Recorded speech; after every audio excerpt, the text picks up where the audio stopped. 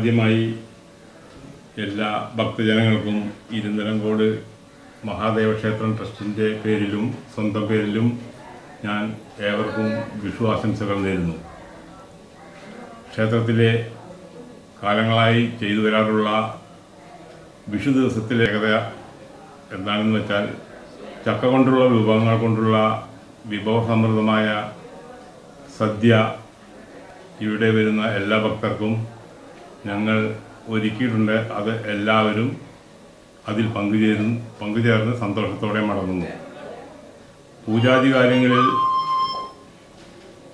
രാജീവ് ശാന്തി എല്ലാ കാര്യങ്ങളിലും വളരെ ആത്മാർത്ഥതയോടെ ഒരുക്കങ്ങൾ പൂർത്തിയാക്കുകയും ഈ വർഷത്തെ വിഷു ഗംഭീരമായി ആഘോഷിക്കുന്നതിന് ഏവരെയും ഞങ്ങൾ സ്വാഗതം ചെയ്യുകയും ചെയ്യുന്നു. ഇരുനിലങ്കോട് ക്ഷേത്രത്തിൻ്റെ പ്രത്യേകത എന്തെന്നാൽ നമ്മളുടെ ചുറ്റുവട്ടത്തുള്ള ഭക്തജനങ്ങളും പുറമേ നിന്ന് തമിഴ്നാട്, കർണാടക, മറ്റു ജില്ലകളിൽ നിന്ന് പോലും മറ്റ് സ്റ്റേറ്റുകളിൽ നിന്ന് പോലും ഇവിടെ വിഷു ദർശനത്തിനായി ധാരാളം പേർ എത്തിച്ചേരുന്നു. അവർക്കുള്ള എല്ലാ സൗകര്യങ്ങളും ട്രസ്റ്റിൻ്റെ പേരിൽ കാര്യങ്ങളും നടത്തിക്കൊടുക്കുന്നു. ഇരുനിലങ്കോട് മഹാദേവക്ഷേത്രത്തിന് വളരെയധികം പ്രത്യേകതകളുള്ള ഒരു ഗുഹാക്ഷേത്രമാണ്. കേരളത്തിലെ 8-9 ഗുഹാക്ഷേത്രങ്ങളിൽ വളർത്തിയാർച്ച ഒരു ക്ഷേത്രമാണ് ഇരുനിലങ്കോട് ക്ഷേത്രം. കൂടാതെ ഇവിടെ പ്രത്യേകമായി വഴിപാടുകൾ, ഒന്ന് സ്ത്രീകൾക്ക് യഥേഷ്ടം മുടി വളരുന്നതിന് വേണ്ടി ചൂൽ വഴിപാടും, കാലിലെ അസുഖങ്ങൾക്ക് പ്രത്യേകിച്ച് ആണിരോഗം വരുന്നവർക്ക് ഇവിടെ പ്രാർത്ഥിച്ചു പോയി അത് ഭേദപ്പെട്ടാൽ ഇവിടെ വന്ന് കാച്ചിയ പപ്പടം ചവിട്ടൽ എന്ന വഴിപാടും പ്രത്യേകതയായുണ്ട്. ഇരുനിലങ്കോട് ക്ഷേത്രത്തിൻ്റെ ഒരു പ്രത്യേകത, മെയിനായിട്ടുള്ളൊരു പ്രത്യേകത എന്ന് വെച്ചാൽ ഇവിടെ നിർധനരും നിരാലംബരുമായ വളരെയധികം അന്തേവാസികൾ ഇവിടെ താമസിക്കുന്നു. അവർക്ക് ഉള്ള ഭക്ഷണം, വൈദ്യസഹായം, താമസ സൗകര്യം എന്നിവ ക്ഷേത്ര സംരക്ഷണ സമിതി തന്നെ നടത്തി വരുന്നു. കൂടാതെ ഏതാണ്ട് 27 വർഷത്തോളമായി മുടങ്ങാതെ, ഒരു ദിവസവും പോലും മുടങ്ങാതെ ഇവിടെ അന്നദാനം നടത്തി വരുന്നു. ഇവിടെ വരുന്ന എല്ലാ ഭക്തജനങ്ങൾക്കും സൗജന്യമായി അന്നദാനം നൽകുകയും മെയിൻ ഉത്സവമായ ഷഷ്ഠി മഹോത്സവത്തിന് ഉദ്ദേശം 8,000 മുതൽ 9,000 വരെയുള്ള ആളുകൾക്ക് ഭക്ഷണം ഞങ്ങൾ ഒരുക്കി കൊടുക്കുന്നു.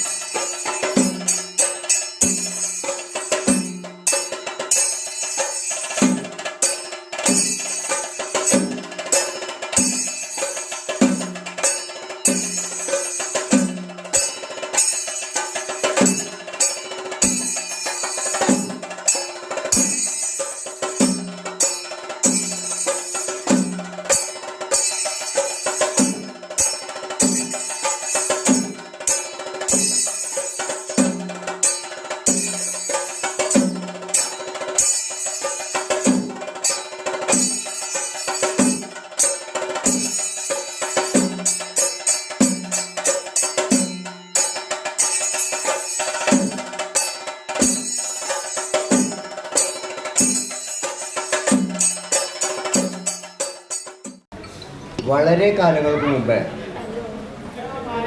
ഇരുനിലങ്കോട്ട് അപ്പനെ കണ്ടത് ആര് എന്നൊരു ചോദ്യം ഉണ്ട്. അതൊരു ഹരിജൻ സ്ത്രീയായിരുന്നു. കാലങ്ങൾക്ക് മുമ്പേ അവർ തോലരിയാൻ വന്നപ്പോൾ നല്ല കാറ്റും മഴയും അങ്ങനെ ഓടിക്കയറി ഇന്ന് ഭഗവാൻ ഇരിക്കുന്ന ഗുഹയിൽ ഓടിക്കയറി നിന്നു. അപ്പോൾ ഒരു നിമിത്തം എന്നോണം അവരുടെ കയ്യിൽ അരിവാളുണ്ടായിരുന്നു. അതുകൊണ്ട് പാറയമേ ഇങ്ങനെ കൊട്ടി നോക്കി. പക്ഷെ അത് ആ കൊട്ടി നോക്കിയത് ഭഗവാന്റെ മൂക്കിൻ്റെ അഗ്രഭാഗമായിരുന്നു. അവിടെ നിന്നൊരു കഷ്ണം അടർന്നു വീണു, രക്തം വരാൻ തുടങ്ങി. ഈ ഹരിജൻ സ്ത്രീ സൂക്ഷിച്ചു നോക്കിയപ്പോൾ ഏതോ ഒരു ദേവതയാണെന്ന് മനസ്സിലായി. അങ്ങനെ അവർ കാക്കിന് വീഴുകയാണ്, സംശാപരാധം പൊറുക്കണേ എന്നുള്ളത്. നേരെ അവരുടെ വീട്ടിലേക്ക് ഓടി. അവിടെ തലേ ദിവസം വെട്ടിച്ചിരുന്ന ചക്ക അതിൽ നിന്നൊരു 4 ചുള പറിച്ച് കിട്ടിയ ഇലയിലാക്കിയിട്ട് ഭഗവാന് നിവേദിച്ചു. അതാണ് ഇഷ്ടനിവേദ്യം, ആദ്യ നിവേദ്യം. അങ്ങനെ അവർ തന്ത്രിയും ശാന്തിയും ആയി മാറി. അപ്പോൾ എന്താണ് ഭഗവാൻ പറയുന്നതെന്ന് വെച്ചാൽ, എനിക്ക് എല്ലാവരും സമന്മാരാണ്, എല്ലാം എൻ്റെ കുട്ടികളാണ്, എല്ലാം ഒരു കുടുംബത്തിൽപ്പെട്ടതാണെന്ന് ഭഗവാൻ. അത് നമുക്ക് മുഴുവൻ മനസ്സിലായില്ല. പക്ഷേ പിന്നെ അവിടുന്ന് അങ്ങോട്ട് കൊല്ലത്തിലൊരു തവണ ഈ ഒരു ഹരിജൻ സ്ത്രീയെ കൊണ്ട് ഈ ചക്ക നിവേദ്യം ഭഗവാന് കൊടുപ്പിക്കുന്ന ചടങ്ങ് വന്നു വിഷുവിന്. അത് എല്ലാ കൊല്ലവും ക്ഷേത്ര സംരക്ഷണ സമിതി നടപ്പിലാക്കി വരുന്നുണ്ട്. ക്ഷേത്ര സംരക്ഷണ സമിതി അധികാരത്തിൽ വന്ന് 31 കൊല്ലമായി. ഒരു മുടവും കൂടാതെ എല്ലാ കാര്യങ്ങളും നടത്താൻ ഭഗവാന്റെ അനുഗ്രഹം കൊണ്ടും അതുപോലെ ഭക്തജനങ്ങളുടെ സഹായ സഹകരണങ്ങളെ കൊണ്ടും കഴിയുന്നുണ്ട്. അപ്പോൾ ഇവിടെ ഒന്നിനും കുറവില്ല. ഭഗവാൻ എന്താ പറയുന്നത്? ഇവിടെ വരുന്നവർക്ക് ഭക്ഷണം കൊടുക്കണം, അതൊക്കെ എൻ്റെ കുട്ടികളാണ്, ഞാൻ കൊണ്ടുവരാം, നിങ്ങൾ കൊടുത്താൽ മതി എന്നാണ് ക്ഷേത്ര സമിതിയോട് പറഞ്ഞത്. ഞങ്ങളത് പാലിക്കാറുണ്ട്. അതുകൊണ്ട് പുരോഗതിയിൽ നിന്ന് പുരോഗതിയിലേക്ക് നമ്മുടെ ക്ഷേത്രം നീങ്ങിക്കൊണ്ടിരിക്കുകയാണ്. ഇവിടെ ഇരിക്കുന്ന ദക്ഷിണാമൂർത്തിയാണ്. ഏത് ത്രിമൂർത്തികൾക്ക് ഉപദേശം കൊടുക്കുന്ന ദക്ഷിണാമൂർത്തി. അങ്ങനെയുള്ള ഭഗവാന്റെ തിരുസന്നിധിയിൽ ധാരാളം ഭക്തജനങ്ങൾ വരുന്നു, ഭഗവാനെ കണ്ടു തൊഴുന്നു, അവരുടെ വിഷമങ്ങൾ പറയുന്നു. ഇതെല്ലാം ഇവിടെ എന്ത് പ്രധാനപ്പെട്ട കാര്യമുണ്ടെങ്കിലും എന്ത് അസുഖം ഉണ്ടെങ്കിലും അതൊക്കെ മാറാൻ ഭഗവാനോട് പ്രാർത്ഥിച്ചാൽ മതി. ഇപ്പോൾ നട്ടലിന് കേട് വന്ന ഒരാൾ ഇവിടെ വന്നിട്ട് ചോദിച്ചു, ഇനി ഞാൻ എന്താ വേണ്ടത്? വരിക്കപ്ലാവിൽ ഒരു നട്ടല്ല ഒരു നട്ടലിൻ്റെ രൂപം കൊത്തി ഇവിടെ കൊണ്ടുവന്ന് വയ്ക്കുക പറഞ്ഞു അയാൾ സുഹൃത്തുപേര്. അങ്ങനെ ഒരുപാട് കാര്യങ്ങൾ പറയാനുണ്ട്. അതൊക്കെ മഹാ അത്ഭുതമാണ്. ഈ സന്നിധിയിൽ 9 ആൾ വരുന്നു പറഞ്ഞു. നമ്മൾ ഇത് അഷ്ടമംഗല പ്രശ്നം വെച്ച് നോക്കുമ്പോൾ 7 ആളേ ഉള്ളൂ, 2 ആളും കൂടി ഇപ്പോൾ തെളിഞ്ഞു വന്നു. അപ്പോൾ അതാണ് എല്ലാ സത്യങ്ങളും. ഇവിടെ ആര് പ്രാർത്ഥിക്കുന്നു, ആര് മനസ്സിലോട്ട് പ്രാർത്ഥിക്കുന്നു, ആര് നല്ല കാര്യം എനിക്കിതിന് സാധിക്കണേ ഭഗവാനെ എന്ന് പ്രാർത്ഥിക്കുന്നു, അതൊക്കെ നടത്തി കൊടുക്കുന്ന ഭഗവാനാണ് ഇവിടെ ഇരിക്കുന്നത്. അതുകൊണ്ട് ധാരാളം ഭക്തജനങ്ങൾ വരുന്നു. ഇന്നിപ്പോൾ വിഷുവാണ്. വിഷു ദിവസവും ഉദ്ദേശം 2000 പേരെങ്കിലും ഇവിടെ വന്ന് തൊഴുതിട്ടുണ്ട്, ഭഗവാന്റെ ദക്ഷിണ വാങ്ങിച്ചിട്ടുണ്ട്. ഇത് പ്രസാദൂട്ട് നടന്നുകൊണ്ടിരിക്കുകയാണ്. അതിനും ധാരാളം ആൾക്കാർ പങ്കുചേരുന്നുണ്ട്. ചക്ക നിവേദ്യം അത് അങ്ങനെ തുടർച്ചയായിട്ട് വരാൻ കാരണം അവർ ഈ 4 ചുള ഭഗവാന് നിവേദിച്ചപ്പോൾ അതൊരു ചടങ്ങായി മാറി. അവിടുന്ന് അങ്ങോട്ട് ധാരാളം ഭക്തജനങ്ങൾ ചക്ക നിവേദ്യവും അതുപോലെ തന്നെ ഇവിടെ തന്ത്രികളോ ശാന്തികളോ കുറേ കാലഘട്ടം ഉണ്ടായിരുന്നില്ല. എല്ലാവരും കൊണ്ടുവരുന്ന സാധനങ്ങൾ അവർ തന്നെ വെക്കുന്നു, അവർ തന്നെ നിവേദിക്കുന്നു, അവർ ഇവിടെയുള്ളവർക്കൊക്കെ കൊടുക്കുന്നു, അവരും കഴിക്കുന്നു. ഓം ശിവായ ശങ്കര നമഃ ശിവായ ശങ്കര ഓം ശിവായ ശങ്കര നമഃ ശിവായ ശങ്കര ഓം ശിവായ ശങ്കര നമഃ ശിവായ ശങ്കര ഓം ശിവായ ശങ്കര നമഃ ശിവായ ശങ്കര ഓം ശിവായ ശങ്കര നമഃ ശിവായ ശങ്കര ഓം ശിവായ ശങ്കര നമഃ ശിവായ ശങ്കര ഓം ശിവായ ശങ്കര നമഃ ശിവായ ശങ്കര ഓം ശിവായ ശങ്കര നമഃ ശിവായ ശങ്കര ഓം ശിവായ ശങ്കര നമഃ ശിവായ ശങ്കര ഓം ശിവായ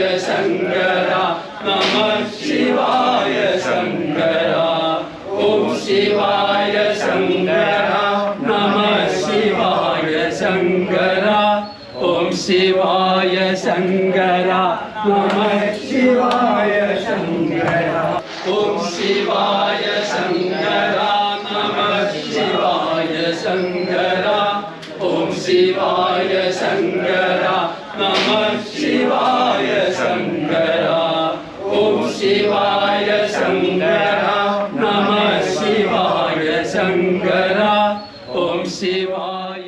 അങ്ങനെ ഇവിടെ അന്തേവാസികളും ധാരാളം ഉണ്ടായി. അപ്പം അവർ അന്തേവാസി മന്ദിരവും നമ്മൾ കിട്ടി. അതുകൊണ്ട് ഇവിടെ ആർക്കും ഒരു വിഷമവും ഇല്ലാതെ വളരെ ഭംഗിയായിട്ട് ഇവിടെ ഇപ്പോൾ ആർക്കെങ്കിലും ഒരു അന്തേവാസിക്ക് താമസിക്കണം എന്ന് വെച്ചാൽ ഇവിടെ ഒരു പൈസ അടയ്ക്കണ്ട. 3 നേരത്തെ ഭക്ഷണം, വസ്ത്രം, വൈദ്യ ശുശ്രൂഷ, കിടക്കാനുള്ള സ്ഥലം എല്ലാം ഇവിടെ ഒരുക്കിയിട്ടുണ്ട്. അതൊക്കെ ഭഗവാന്റെ അനുഗ്രഹം കൊണ്ടാണ്. എൻ്റെ ഭഗവാന്റെ അനുഗ്രഹം വേണമെന്ന് ആഗ്രഹിക്കുന്നവർക്കൊക്കെ അത് ഭഗവാൻ കൊടുത്തിട്ടുണ്ട്. ഇവിടെ വരിക ഒന്ന് തൊഴുക മാത്രമേ വേണ്ടൂ. ഭഗവാൻ ഒന്നും കൊടുക്കണമെന്ന് ഭഗവാൻ പറയുന്നില്ല. പക്ഷെ ഒന്ന് വന്ന് തൊഴുക, ഭഗവാനെ ഒന്ന് കാണുക.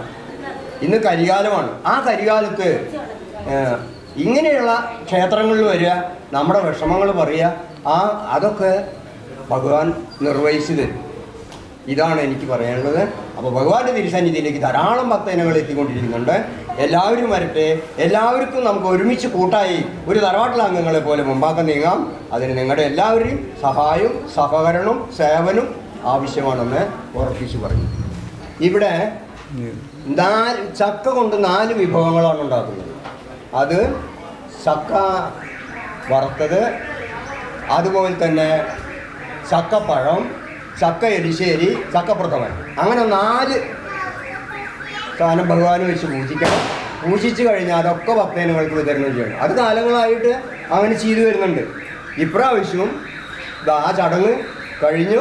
എല്ലാവരും പ്രസാദ ഊട്ടിൽ പങ്കുചേർന്നിരിക്കുകയാണ്.